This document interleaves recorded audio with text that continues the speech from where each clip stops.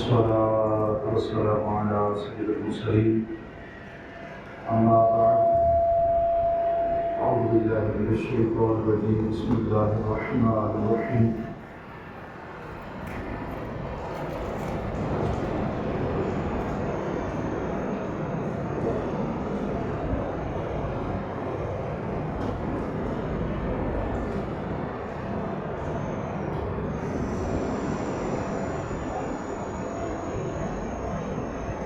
الصلاة والسلام عليك يا رسول الله وعلى آلك وصحبك يا حبيب الله الصلاة والسلام عليك يا نبي الله وعلى آلك وصحبك يا نور الله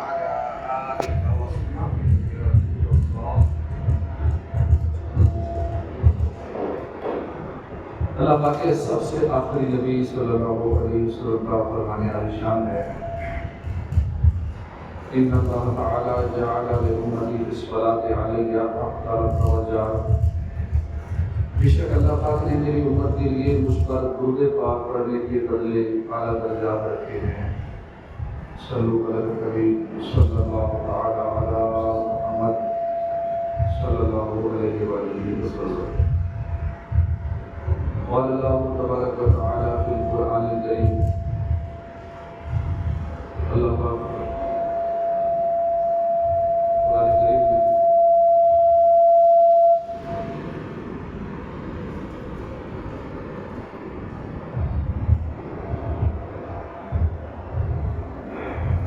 قرآن کریم میں اللہ پاک فرماتا ہے فَعَسَىٰ أَن تَكْرَهُوا شَيْئًا وَيَجْعَلَ اللَّهُ فِيهِ خَيْرًا كَثِيرًا صدق اللہ العظیم وصدق رسولہ النبی الکریم صلی اللہ علیہ وآلہ وسلم ترجمہ کنز العرفان تو ہو سکتا ہے کہ کوئی چیز تمہیں ناپسند ہو اور اللہ اس میں بہت بھلائی رکھ دے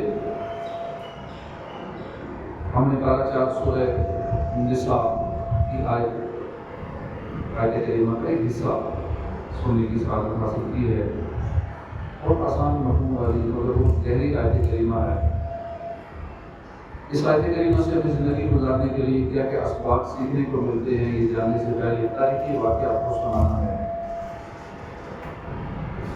شاید بہت سارے اسلامی بھائیوں کے لیے نئی معلومات ہوں گی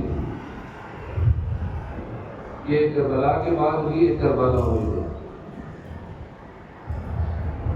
کربلا کا تو سب کو پتا ہے کربلا کے بعد بھی کربلا ہوئی جس میں حضرت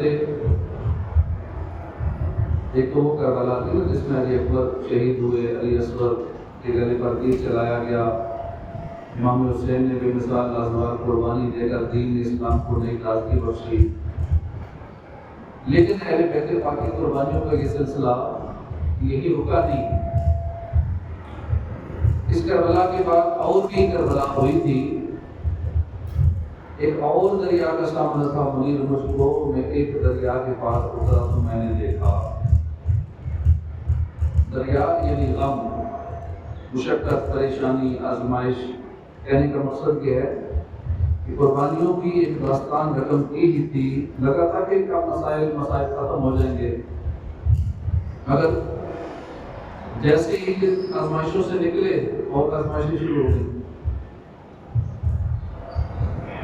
اس مشہور کربلا کے بعد ایک اور کربلا تھی وہی عاشورہ کا دن وہی اہل بیت پاک وہی کوفہ والوں کی بے وفائی وہی یزیدی کرتے حکومت وہی اس کے ظلم و ستم فرق تھا تو صرف تاریخ کا اور افراد کا فرق تھا باقی سب کچھ سیم تھا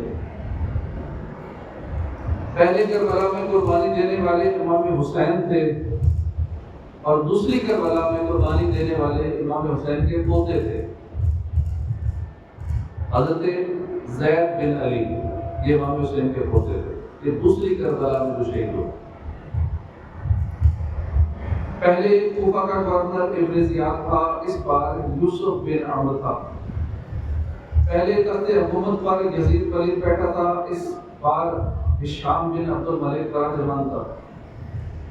یہ واقعہ کیا ہوا، اس کی تفصیل سنتے ہیں۔ حضرت زید بن علی، حضرت علی اوسط یعنی امام زین العابدین کے شہزادے اور امام حسین کے پوتے، بہت ہی باکمال عالم دین، مفسر قرآن، محدث تھے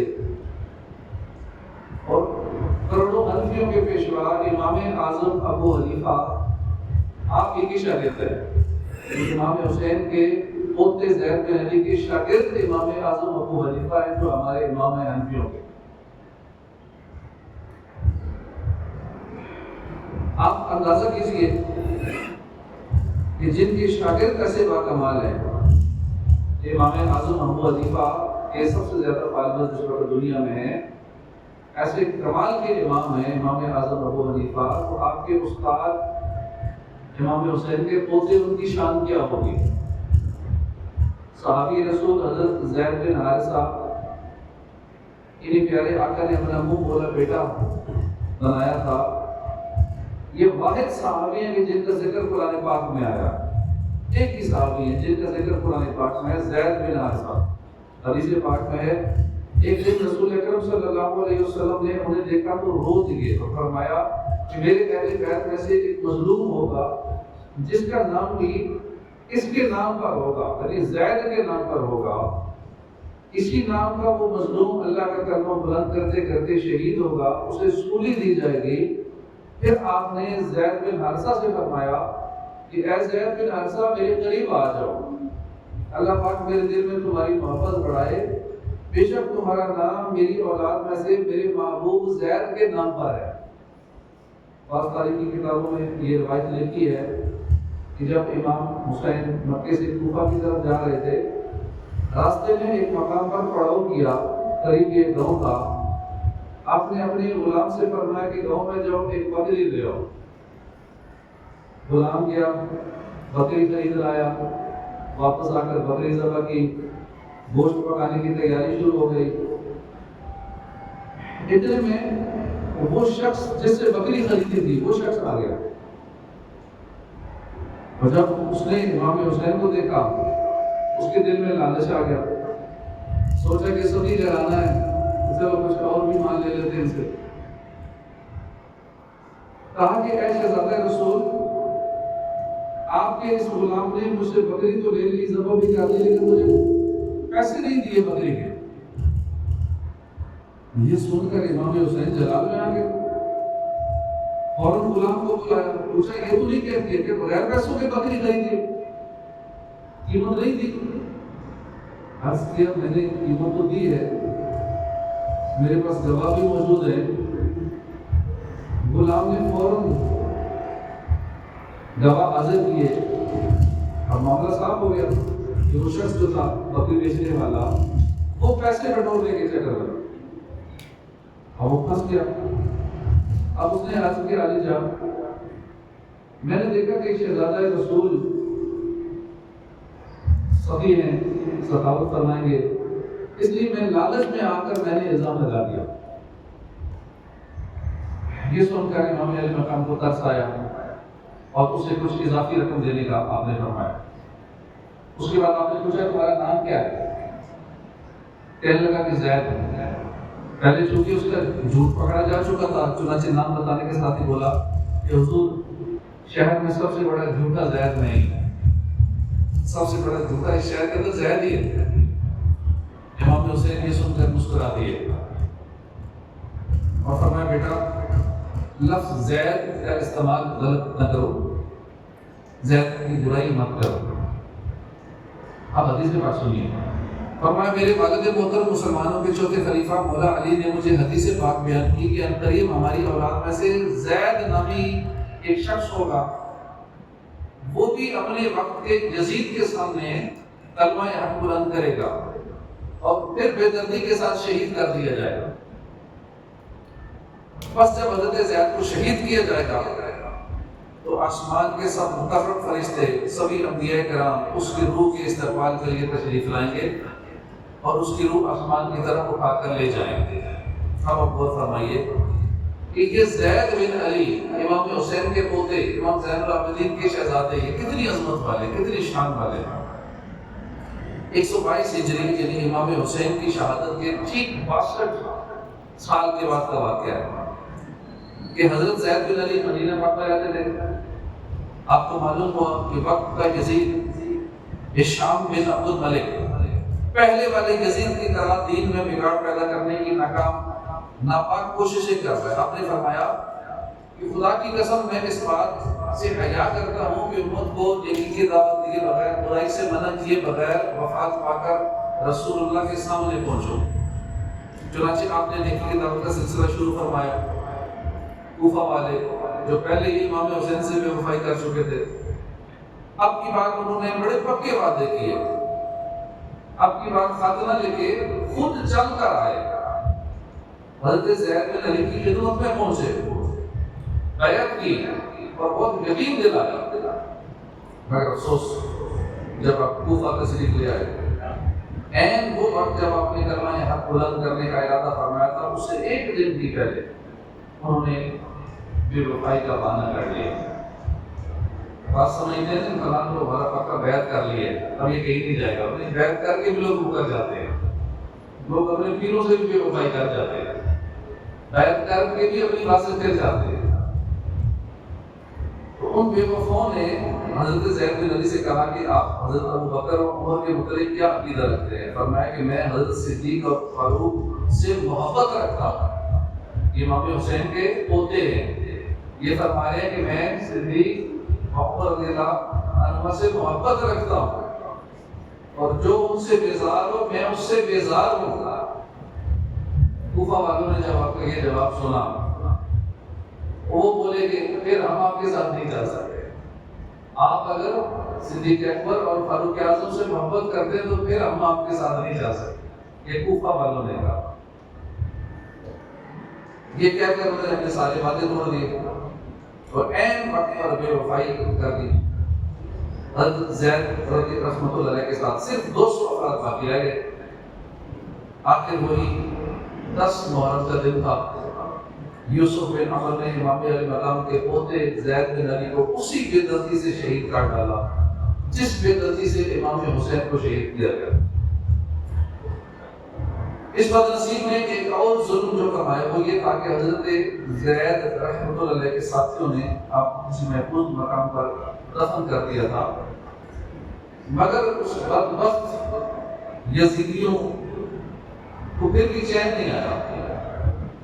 یوسف بن عمر نے آپ کا مزار ڈھونڈا اور آپ کے جسم کو نکالا اور آپ کو کوفہ کے چوراہے میں لٹکا دیا۔ بعض روایت میں آتا ہے کہ آپ کے جسم کے کپڑے بھی اتار لیے، مگر خدا کی قدرت کہ آپ کا جسم بے لباس نہ رہنے دیا گیا، مکڑی نے آپ کے پورے بدن مبارک پر جالا بنا لیا اور آپ کے بدن کو ڈھانپ دیا۔ کافی عرصہ جسم پاک یہاں لٹکا رہا، پھر یہاں سے اتار کر نظر آتش کر دیا، آگ لگا دیا۔ انا للہ و انا الیہ راجعون۔ گھر لوٹانا، جان دینا، کوئی تجھ سے سیکھ جائے، جان عالم و فضا اے خاندان اہل بیت۔ اب دیکھیے یہ اہل بیت پاک ہے، اس دھرتی پر سب سے افضل ہے، سب سے اعلیٰ ہے۔ حضرت جبرائیل علیہ السلام اس خاندان کے بارے میں فرماتے ہیں کہ میں نے زمین کے مشرق و مغرب چھان ڈالے، مگر محمد صلی اللہ علیہ وسلم سے افضل میں نے کسی کو نہیں پایا، اور بنو ہاشم کے گھرانے سے افضل گھرانہ میں نے سروے زمین پر نہیں پایا۔ یہی بولے سدر والے چمن جہاں کے کھالے، سبھی میں نے چھان ڈالے، تیرے پائے کا نہ پایا، تجھے کیا کیا بنایا۔ اللہ اکبر، یہ سب سے افضل گھرانے والے ہیں، یہ جنتی لوگ ہیں، جنتیوں کے سردار ہیں۔ امام حسین تو جنتی نوجوانوں کے سردار ہیں، آپ کی والدہ محترمہ جنتی عورتوں کی سردار ہیں، یہ وہ گھرانہ ہے۔ مگر ان پر آزمائشیں دیکھیے، ایسی مشکلات کہ میں اور آپ اس کا تصور بھی نہیں کر سکتے نا۔ ہم اپنی مشکلات کو سمجھتے ہیں کہ ہم پہ جو پریشانی آئی یہ بہت بڑی ہے، ہم پر جو بیماری آئی ہے یہ بہت بڑی بیماری ہے، ہمیں اس وقت جو پریشانیاں دوچار ہیں شاید بہت زیادہ ہے، نہیں، کچھ بھی نہیں ہے۔ اصل پریشانیاں تو اہل بیت کے گھرانے والے برداشت کر گئے، اتنی تکلیفیں برداشت کر گئے۔ امام علی مقام کربلا میں اور پھر اگلی دوسری کربلا میں آپ کے پوتے زید بن علی وہ تکلیفیں برداشت کر گئے۔ آپ اپنی تکلیفوں کو ان سے کمپیئر بھی نہیں کر سکتے کہ ان تکلیفوں کے مقابلے میں ہماری تکلیفیں، بیماریاں، دکھ، درد کچھ بھی نہیں ہے۔ ہمیں اللہ کا شکر ادا کرنا چاہیے، مجھے کرم ہی کرم ہے، اتنی آسائشیں، اتنی سہولتیں ہیں، اللہ کے انعامات ہیں، احسانات ہیں، پھر بھی ناشکری کرتے ہیں۔ ہمارے یہاں سوچ پائی جاتی ہے، 5 بھائی ہیں، ان میں سے ایک بھائی دین کے راستے میں چل پڑتا ہے، باقی کہتے ہیں خیر ہے، ایک تو چل رہے نا، ہم اپنے دنیا داری میں لگے رہے، خیر ہے، ایک دین کا کام کر رہے تو وہی کافی ہے۔ ایک بھائی نے عالم کورس کر لیا تو باقی کہتے ہیں ٹھیک ہے، بس ایک ہے نا ہمیں بخشوا لے گا، ہم کیوں کریں، ہم کیوں نہیں سیکھیں۔ تو آپ اہل بیت کی شان دیکھیے کہ ابھی تو صدیاں نہیں گزرے، ابھی تو صرف 62 سال گزرے، امام علی مقام امام حسین کی شہادت کو ابھی صرف 62 سال گزرے ہیں، اور حضرت زید بن علی نے یہ نہیں سوچا کہ میرے چچا علی اکبر کو قربانی دے چکے، میرے چچا تایا علی اکبر اور میرے چچا علی اصغر تو اپنا سر کٹا چکے، قربان ہو چکے، میرے دادا امام حسین نے اتنی بڑی قربانیاں دی ہیں تو ہم کیوں دیں، وہ دے چکے ہیں، بس ہماری کوشش کے لیے وہی کافی ہے۔ دین کی راہ میں جو کچھ بن پڑتا تھا، ہمارے بڑے کر چکے ہیں نا، اب مجھے تعلیم دلانے کی کیا ضرورت ہے؟ نہیں، آپ کی سوچ یہ تھی کہ پہلے بھی ہم نے قربانی دی، اب بھی ہم ہی قربانی دیں، یہ سوچ تھی۔ چنانچہ آپ نے بھرپور استقامت کے ساتھ قربانی پیش کی، اور نتیجہ کیا نکلا، مقام کیا ملا؟ امام حسین کے بقول کہ جب آپ کی روح پاک جسم مقدس سے جدا ہوئی تو آسمان کے فرشتے آپ کے استقبال کے لیے حاضر ہوئے۔ سبحان اللہ، یہ شان اہل بیت ہے، اور یہ ان کی قربانیاں ہیں۔ اہل بیت کی ان پاکیزہ قربانیوں سے ہمیں سبق ملتا ہے کہ بڑے رتبے بڑی آزمائشوں سے گزر کر ملتے ہیں۔ بڑا رتبہ ایسے نہیں ملتا، بڑی بڑی آزمائشیں آتی ہیں، پریشانیاں آتی ہیں، بے رتبہ دنیا میں بھی کچھ پانا ہوتا، پوری راتوں رات نہیں ملتا، اس کی محنت کرنی پڑتی ہے، کوشش کرنی پڑتی ہے۔ جنت پانی ہے، اسے بھی تو کچھ کرنا پڑے گا، آزمائشیں آئیں گی، پریشانیاں آئیں گی، امتحان لیا جائے گا، آزمایا جائے گا۔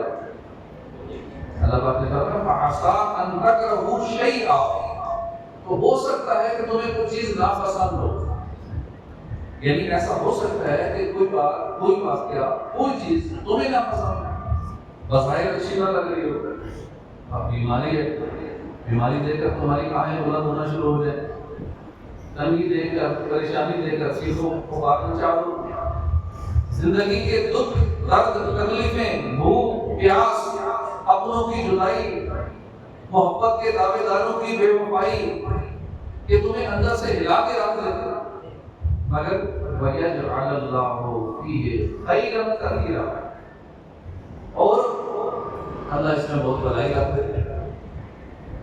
ہمیں محسوس ہو رہا ہے کہ ہم پہ دکھ آ گیا، پریشانی آ گئی، بیماری آ گئی ہے، اتنی تکلیفیں آ گئی، پہاڑ ٹوٹ پڑے مشکلوں، لیکن اللہ کا فرمان ہو سکتا ہے تمہارے لیے بہتر ہو، کیونکہ تمہیں وہ چیز اچھی نہیں لگ رہی نا، تمہیں اچھی نہیں لگ رہی، اللہ جانتا ہے کہ وہ تمہارے حق میں کیسی ہے، ہو سکے تمہارے لیے بہتر ہو۔ وَيَجْعَلَ اللَّهُ فِيهِ خَيْرًا كَثِيرًا، یہ اللہ پاک نے اس میں خیرن کثیرا، کثیر خیر بھلائی رکھ دی ہو تمہاری اس پریشانی کے اندر۔ حقیقت میں تمہاری بھلائی، تمہاری بہتری، تمہاری کامیابی، درجات کی بلندی یہ اسی میں ہوتی ہے کہ جو تمہیں پریشانی آئی ہوتی ہے۔ جو بے روزگار ہے، پریشان ہوتا ہے، کیا ہوگا بے روزگاری، ہو سکتا ہے اس میں فائدہ ہو، اپنی پریشانی ہے، وقتی تندرستی آئی ہوئی ہے، وقتی طور پہ بیماری آ گئی ہے، کوئی اور مسئلہ بن گیا، کوئی اس سے وقتی ہمیں ایسا نہیں لگا، اچھا نہیں لگا نا، لیکن اللہ نے اس میں بھلائی رکھی ہوئی ہو. ہمارے یہاں آزمائشوں کو، مشکلوں کو رکاوٹ سمجھا جاتا ہے. یہ ہرڈلز آ گئی ہیں، رکاوٹیں آ گئی ہیں، لیکن یہ پورا سچ نہیں ہے. یہ جو آزمائشیں ہوتی ہیں یہ رکاوٹ نہیں ہوتی، یہ آزمائشیں سیڑھی ہوتی ہے آگے بڑھنے کی. یہ آزمائشیں دروازہ ہوتی ہیں کامیابی کا.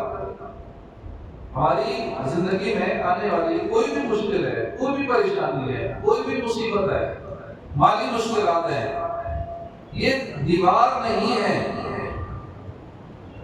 کہ اب سامنے دیوار آ گئی مجھے راستہ بدلنا پڑے گا، اب دیوار آ گئی اب دیوار بنانی پڑے گی. بلکہ یہ آزمائشیں جو ہوتی ہیں یہ دروازہ ہوتی ہیں. ہم جب ایک آزمائش سے گزرتے ہیں تو ہمارے لیے اگلا درجہ کھل جاتا ہے. ہمیں زندگی کے سفر میں ایک درجے کی ترقی مل جاتی ہے آزمائش سے گزرنے کے بعد. کسی نے کہا ضرور کچھ تو بنائے گی زندگی مجھ کو، ضرور کچھ تو بنائے گی زندگی مجھ کو، قدم قدم پہ میرا امتحان لیتی ہے. یہ جو پریشانیاں آ رہی ہیں کچھ تو ہوگا نا، ایسا ہی ہوگا. حضرت امام حسن مصطفیٰ رضی اللہ عنہ کی اولاد پاک میں آگے چل کر ایک بزرگ ہوئے حضرت علی بن حسن. یہ اور ان کے بھائی وغیرہ کچھ وقت کے ظالم حکمران جعفر طوالینی کے ہاتھ کہتے ہیں. اب اس پر نصیب نے ان پاک لوگوں کو 60 دن کا قید رکھا، ایسی جگہ قید رکھا جہاں سورج کی روشنی بھی نہیں پہنچ رہی. کب دن ہوا، کب رات ہو گئی، پتہ ہی نہیں چلتا تھا. نمازوں کے ٹائمنگ بھی بڑی مشکل سے معلوم کرتے، اندازے لگا کے نمازیں ادا کرتے، بڑی مشکل پیش آتی. اس قید و بند کی مشقت سے گھبرا کر ایک دن حضرت عبداللہ بن حسن نے امام علی بن حسن سے عرض کی کہ اے علی، آپ دیکھتے نہیں کہ کتنی مشکلوں میں، کتنی پریشانی میں، آپ اللہ سے دعا کیوں نہیں کرتے کہ اللہ پاک ہمیں اس پریشانی سے نجات عطا فرمائے. حضرت علی بن حسن کافی دیر خاموش رہے. خاموش رہنے کے بعد آپ نے جواب دیا کہ بے شک جنت میں ہمارے لیے ایک خاص درجہ ہے. جب تک ہم ان آزمائشوں سے نہیں گزریں گے اس درجے تک نہیں پہنچ سکتے. جس تک ہم ان آزمائشوں کے بغیر پہنچ ہی نہیں سکتے، تو اس لیے یہ آزمائشیں ضروری ہیں.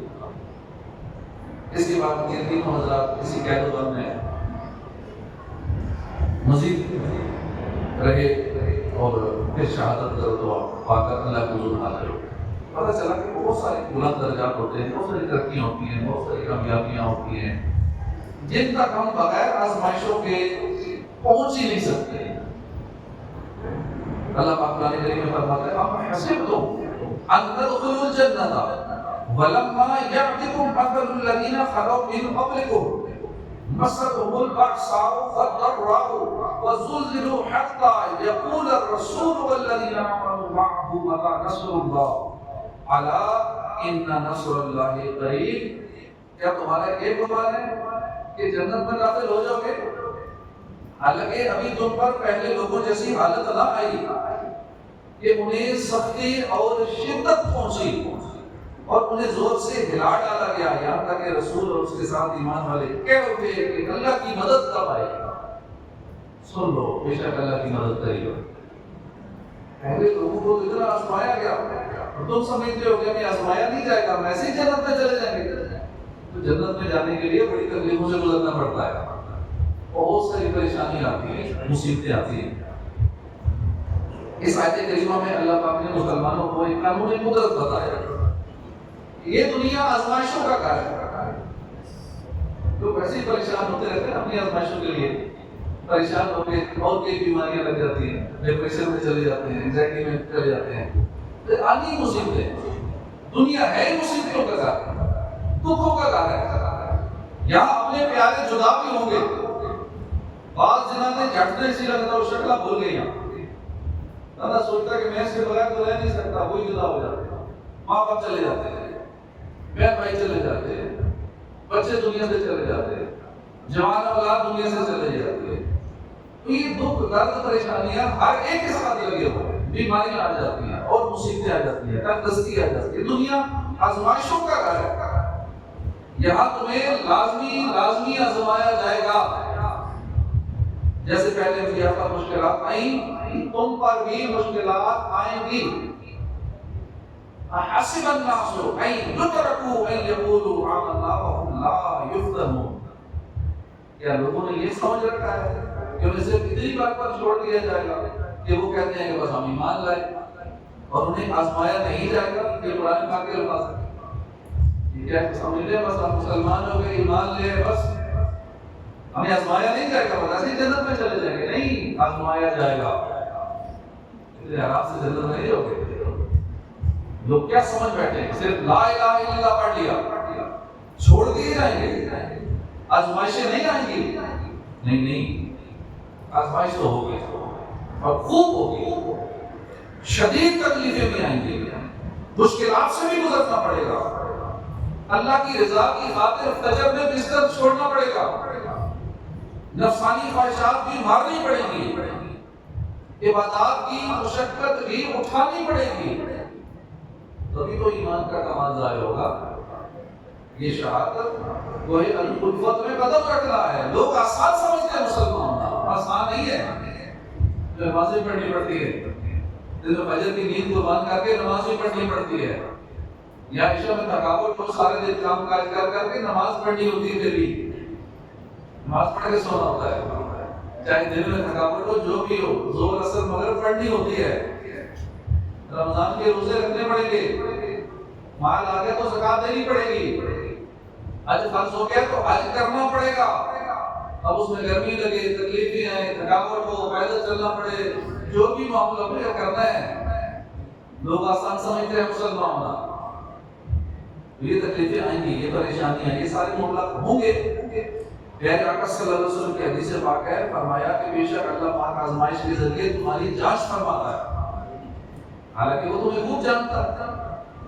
لیکن یہ جانچ کیوں ہوتی ہے؟ فرمایا کہ جیسے تم اپنے سونے کی جانچ کے ذریعے آزماتے ہو، سونے کو چیک کرتے ہو، جانچ کرتے ہو کہ سونا کھوٹا یا کھرا ہے. آج کل بھی اندازہ ہے، کبھی سونار کی دکان میں جانے کا موقع ملے تو اسے پوچھیے گا سونا کھرا یا کھوٹا ہے. سونا لے کے جائے گا، پوچھیے گا یہ سونا اصلی ہے نقلی ہے. تو سونار کیا کرے گا؟ چیک کرنے کے اسے بھٹی میں ڈالے گا. جب وہ پگھل جاتا ہے تو اس کا کھرا یا کھوٹا پن سامنے آ جاتا ہے. تو خیر اب جب انسان کی جانچ کی جا رہی ہوتی ہے تو نتیجہ کیا نکلتا ہے؟ پیارے آقا نے فرمایا کہ کوئی خالص سونے کی طرح ہوتا ہے کہ جب اس کو مصیبتوں کی بھٹی سے گزارا جاتا ہے تو وہ خالص سونے کی طرح اور چمک جاتا ہے. یہ حدیث پاک کے الفاظ ہیں. اور یہ وہ بندہ ہے کہ جسے اللہ پاک نے آزمائش کے ذریعے گناہوں سے پاک کر دیا. مصیبت آئی، بیماری آئی، پریشانی آئی، وہ ایسے جیسے بھٹی میں ڈالا گیا، آگ کی بھٹی میں ڈالا گیا. اب جب اس سے نکلا بالکل کندن میں چمکتا وہ سونا بن گیا. جو بندہ گناہوں سے پاک ہو کے ان مصیبتوں سے نکلتا ہے. جبکہ کوئی سیاہ سونے کی طرح ہوتا ہے، کھوٹا نکل آتا ہے. جب آزمائش میں ڈالا جاتا ہے تو بالکل وہ کھوٹا بندہ نکلتا ہے، سیاہ سونے کی طرح ہوتا ہے. یہ وہ بندہ ہوتا ہے کہ جو آزمائشوں میں ناکام ہو جاتا ہے، جو فیل ہو جاتا ہے. اللہ والوں پر آزمائشیں آتی تھی تو اللہ کا شکر ادا کرتے تھے، مسکرا دیتے تھے. مصیبت آئی، عزیر بن ایاز بہت سنجیدہ رہتے تھے، ہر وقت سیریس رہتے تھے، ہر وقت پریشانی میں رہتے تھے. جیسے ریڈ وارنٹ جاری ہو گئے وہ کنڈیشن تھی. لیکن جب ان کا بیٹا علی بن فیاض، علی بن حذیر، جب ان کا بیٹا فوت ہوا آپ مسکرا دیے. لوگوں نے پوچھا حضور یہ کون سا موقع مسکرانے کا؟ آپ زندگی بھر مسکرائے نہیں، اس سے پہلے ہر وقت پریشان رہتے تھے. بیٹے کے انتقال پر یہ مسکراہٹ. آپ نے فرمایا جے سونا میرے دکھ وچ راضی میں سکون و چلے پاؤ. میرے اللہ کی رضا اسی میں تھی کہ میرا بیٹا انتقال کر دے تو میں اللہ کی رضا پہ راضی ہو کے خوش ہو رہا ہوں. میرے رب کی رضا کسی کا. تو آزمائش میں جو کامیاب ہو جاتا ہے وہ خالص سونے کی طرح سے مل جاتا ہے، جو ناکام ہو جاتا ہے وہ کھوٹے سونے کی طرح خالص کیا ہو جاتا ہے۔ ترمذی شریف میں حدیث پاک ہے، محبوب ذیشان صلی اللہ علیہ وسلم نے فرمایا بے شک بڑے انعامات بڑی آزمائشوں سے گزرتے ہوئے، بے شک اللہ پاک جب کسی قوم سے محبت فرماتا ہے انہیں آزماتا ہے، بس جو آزمائش پر راضی رہا اس کے لیے اللہ کی رضا ہے، اور جو راضی نہ رہا اس کے لیے اللہ کی ناراضی ہے۔ کئی لوگ بیمار ہوتے ہیں، مصیبت آتی ہے، اللہ سے گلے شفا کرتے ہیں، اور کئی تو کفریہ کلمات پاک دیتے ہیں۔ صبر کرے اجر فرمائے۔ اس حدیث پاک کے الفاظ پر غور فرمائیے کہ میں نے پہلے عرض کیا کہ آزمائش دیوار نہیں ہوتی، آزمائش تو دروازہ ہوتی ہے اگلے اسٹیپ تک جانے کا۔ اب اس حدیث پاک نے یہ بات بالکل کھول کر بتا دیا کہ بے شک بڑے انعام بڑی آزمائش سے ہی ملتے ہیں۔ جزا صرف آخرت میں ملنے والے اجر کو نہیں کہتے، دنیا میں بھی اللہ کی طرف سے جو عنایات ہوتی ہیں، جو انعامات ملتے ہیں وہ بھی ایک انعام ہے، وہ بھی جزا۔ تو پتہ چلا کہ دنیا اور آخرت میں جو بھی بڑے درجات اور انعامات ملتے ہیں یہ آزمائشوں سے گزر کر ہی ملتے ہیں۔ آپ کبھی قرآن پاک کی سورہ یوسف پر غور فرمائیے، کتنے اس میں ہمارے اسباق ہیں۔ ایک تو یہ کہ یوسف علیہ السلام اللہ کے نبی ہیں، اور اللہ کے نبی کے درجے تو ویسے ہی بہت بلند ہے، اللہ کے نبی بڑی شان والے ہوتے ہیں، اونچے رتبے والے ہوتے ہیں۔ اس کے علاوہ سورہ یوسف جو ہے ہمیں کامیابی کا ایک پورا روڈ میپ دیتی ہے۔ آپ کامیابی کا ریشو چیک کیجئے، ایک چھوٹے سے گاؤں میں پیدا ہونے والا ایک نوجوان اس وقت کی ایک بہت بڑی سپر پاور، ایک بڑی سلطنت کا حکمران بن جاتا ہے، مصر کا بادشاہ بن جاتا ہے۔ یہ کیسے ہوا؟ یہ اتنی آسانی سے تو نہیں، ڈائریکٹ بادشاہ نہیں بنے۔ آپ کو ایسی مثالیں تاریخ میں نہیں مل پائیں گے۔ اب ذرا یوسف علیہ السلام کی ترقی کا روڈ میپ دیکھیے کہ سب سے پہلی مصیبت کیا آئی؟ کینان کے کنویں میں پھینکا گیا۔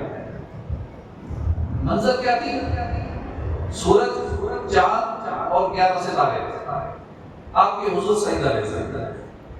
اب اس منظر کی طرف سفر شروع ہوا۔ پہلا دروازہ کب کھولا؟ جب مصر کے کنویں میں پھینکا گیا، کینان کے کنویں میں پھینکا گیا۔ جب آپ اس دروازے سے گزرے تو پھر آپ مصر کے بازار میں پہنچے۔ پہلی مصیبت نہ آتی کنویں میں پھینکنے والی تو مصر کے بازار میں کیسے پہنچتے؟ پہلی مصیبت آئی، اگلے دروازے میں داخل ہو گئے، مصر کے بازار میں پہنچے، مصر کے بازار میں بکے تو اگلی منزل کیا تھی؟ عزیز مصر کے گھر تک پہنچے۔ اب جب عزیز مصر کے گھر پہنچے ابھی مصیبتیں ختم نہیں ہوئی، اب نئی آزمائشیں شروع ہو گئی۔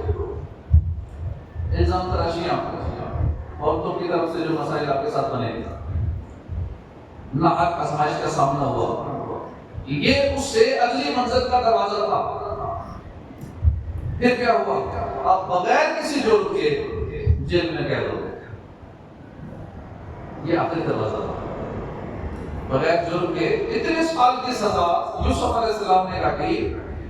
یہ اگلی منزل کا دروازہ تھا۔ بظاہر تو اچھا نہیں لگ رہا تھا، یہ ساری مصیبتیں انسان کو ایسی لگتی، یہ قید بھی آ جائے، وہ بھی بے گناہ قید آ جائے، بندے کی غلطی بھی نہ ہو، سزا بھی نہ جائے اور پریشانی آ جائے۔ یہ اگلی منزل تک پہنچنے کا دروازہ تھا۔ اب ان آزمائشوں سے گزرے، جیل کی آزمائش سے گزرے تو پھر آپ کو اگلی منزل تک پہنچنے کا موقع ملا، یعنی آپ کے سامنے مصر کا تخت اور حکومت آپ کو ملی۔ اتنی آزمائشوں سے گزر کے ملی نا۔ اب غور فرمائیے کہ سب سے پہلا پڑاؤ کہاں تھا؟ کینان کا کنواں۔ اب یوں سمجھے بہت یہ پہلی ہرڈل تھی، جتنی رکاوٹیں آئیں تو سب سے پہلی رکاوٹ کینان کا کنواں۔ مگر میں عرض کروں گا کہ مصر کے تخت حکومت پر پہنچنے کا اصل میں وہ پہلا دروازہ تھا۔ وہ کنویں میں پھینکا جانا، یہ حکومت تک پہنچنے کا، مصر کی حکمرانی ملنے کا سب سے پہلا دروازہ وہ کنواں تھا۔ تو آزمائش ہماری زندگی میں دیوار یا رکاوٹ نہیں ہوتی، صرف آزمائش آتی ہے کہ اگلا کامیابی کا دروازہ ہوگا۔ قرآن کریم نے کیا فرمایا؟ فَإِنَّ مَعَ الْعُسْرِ يُسْرًا إِنَّ مَعَ الْعُسْرِ يُسْرًا، تو بے شک دشواری کے ساتھ آسانی ہے، بے شک دشواری کے ساتھ آسانی ہے۔ اب یہ دو مرتبہ یہاں ذکر ہو، ایک ہی بات کافی تھی نا، قرآن پاک میں ایک بات کی عادت بہت ہوتی ہے، دو مرتبہ ایک ہی بات دو مرتبہ یہاں دہرائی گئی۔ یہ دلوں میں بات پختہ کرنے کے لیے ہے کہ آسانی تنگی سے گزر کر ہی ملتی ہے، ورنہ نہیں مل سکے گی۔ اور علماء کرام نے ان دو آیات کا معنی لکھا ہے کہ اس دنیا میں آنے والی ایک تنگی کے ساتھ دو آسانی ہوتی ہیں۔ دنیا میں جب ایک پریشانی آتی ہے نا، ایک تنگی آتی ہے، تو اس ایک تنگی کے ساتھ دو فائدے ہوتے ہیں، دو آسانیاں ملتی ہیں۔ مثلاً ہمیں بخار آئے، اب یہ بخار ہمارے جسم سے جدا ہوگا نا، تو یہ بخار ہمیں دو چیزیں دے کر جائے گا۔ ایک تو ہمارا جسم ٹھیک ہو جائے گا، تو یہ فائدہ ہوگا، جسم توانا ہو جائے گا۔ اور یہ بخار جو جسم ہمارا ہیٹ اپ ہوتا ہے، یہ ہیٹ اپ ہونا ہی کتنی بیماریوں کو، کتنی رسمی کو جو ہیٹ مار دیتی ہے۔ یہ بخار کے بہت سارے فائدے نہیں، اس لیے کہا کہ بخار کو برا مت کھاؤ۔ یہ بخار وہ ہے کہ جو نبیوں کی بارگاہ میں حاضری دیتا تھا، بخار وہ ہے جو حضور صلی اللہ علیہ وسلم کی بارگاہ میں بھی حاضر ہوا ہے، اس لیے برا نہیں کہنا چاہیے۔ تو دوسرا فائدہ کیا ہوا بخار کا؟ تو بخار ٹھیک ہو گیا، شفا مل گئی، ایک اور مسئلے مسائل حل ہو گئے۔ دوسرا فائدہ یہ ہوا کہ ہمارے گناہ جھڑ گئے۔ مسلمان کو جب کوئی تکلیف ہوتی ہے، ایک کانٹا بھی چڑھتا ہے، تو اللہ پاک اس کے بدلے میں اسے اجر عطا فرماتا ہے، اس کے گناہ مٹاتا ہے، اس کو آخرت میں درجات عطا فرماتا ہے۔ تو غرض ہماری زندگی میں آنے والی آزمائشیں ہمارے راستے کی رکاوٹ نہیں ہے، بلکہ یہ اگلی منزل تک پہنچنے کا دروازہ ہے۔ دنیا کے بعد مخالف سے نہ گھبرا ہے، بات یہ تو چلتی ہے تجھے اونچا اڑانے کے لیے۔ آزمائشیں ہماری زندگی میں آتی رہتی ہیں۔ بہت سارے لوگ اپنے دکھ درد بیان کرتے ہیں، تو ایسا لگتا ہے کہ یہی سب سے بڑا دکھ ہے۔ آپ میں سے کتنے لوگ بیٹھے ہیں اپنے دکھ مسائل بتاتے ہیں، ہمیں اپنے دکھ بتاتے ہیں، حیران پریشان ہو جاتا ہے، لیکن اسے گھبرانا نہیں چاہیے۔ جب لوگ اپنا بتا رہے ہوتا ہے، ایسا لگتا ہے بیچارہ اس دکھ کی وجہ سے اور بھی ڈپریشن میں، پریشانی میں، انزائٹی میں چلا گیا۔ دکھ آئیں گے، اپنا ذہن بنا لیں، جب تک زندہ ہیں تب تک دکھ آئیں گے، کاروبار میں نقصان بھی ہوگا، بیماریاں بھی آئیں گی، ٹینشنیں بھی آئیں گی، اپنے پیاری دنیا سے جائیں گے، یہ سارے دکھ درد ملیں گے، کیونکہ دنیا آزمائشوں کا گھر ہے، یہاں پریشانیاں آنی آنی۔ تو ہماری زندگی میں پریشانی تو آتی ہے، آزمائش آتی ہے، جسمانی امراض سے لے کر بیرونی خطرات تک بہت ساری آزمائشیں ہیں۔ یہ زندگی آزمائشوں سے بھری ہوئی ہے۔ اس پر یہ عرض کروں گا کہ ہم ان آزمائشوں کو اپنی کامیابی کا راستہ بنائیں، کامیابی کا ذریعہ بنائیں۔ لیکن 3 درجے ہوتے ہیں۔ آزمائش آتی ہے تو رونا دھونا ہوتا ہے، بے صبری شروع ہو جاتی ہے، یہ پہلا درجہ ہے۔ دوسرا درجہ ہے آزمائش آتی ہے، صبر کیا جائے اور ثواب کے حقدار بن جائیں۔ تیسرا درجہ ہے کہ ہم آزمائش پر صبر بھی کریں اور اسے اپنی دنیا اور آخرت کی کامیابی کا ذریعہ بھی بنائیں۔ ہمارے یہاں عموماً لوگ پہلے درجے پر چلتے ہیں، آزمائش آتی ہے، رونا دھونا، اس کو بتایا، اس کو بتایا، رویا دھویا، گلے شکوے کیے، اللہ سے گلا کیا، اللہ شکوے کیے، بات کر پورے کلمے منہ سے نکال دیے، اوپر سے غربت آ گئی، بیماری آ گئی، کیا کہیں، بیماریوں نے گھیر لیا ہے، بیٹی بیمار تھی، وہ ٹھیک ہوئی، امی بیمار ہو گئی، وہ ٹھیک نہیں، فلاں بیمار ہو گیا، گھر میں اتنے عرصے سے یہ مریض ہے، ٹھیک ہی نہیں ہو رہا ہے، علاج کرا کے تھک گئے ہیں۔ اللہ کی مرضی جب ہوگی شفا ملے گی، تو پانی سے ملتے شفا، وہ جس نے چاہے شفا ڈال دے، لیکن کب تک آزمائش اللہ کی بارگاہ میں لکھی ہوئی ہے، وہ اثر پورا کرنا پڑے گا۔ تو ہمیں پہلے درجے پہ نہیں رہنا، قابلہ نہیں ہو جانا، ہم نے صبر کرنا ہے۔ پہلی سٹیج پر تو رہنے ہی نہیں ہے نا، آزمائش آئی، صبر کرنا ہے، اللہ کے رضا میں راضی رہنا ہے۔ نہیں راضی رہے تو کیا کر لیں گے؟ مصیبت تو جائے گی نا، اپنے حساب سے جائے گی۔ جب اللہ چاہے گا کوئی بیماری جائے گی، کوئی پریشانی جائے گی، پھر صبر کر کے ہم کیا لیں گے؟ تو بہتر ہے صبر کر لیں، چپ کر کے اللہ کی رضا میں راضی رہے، جو جیسے سونا میرے دکھ پہ راضی شکر چلے پاؤں۔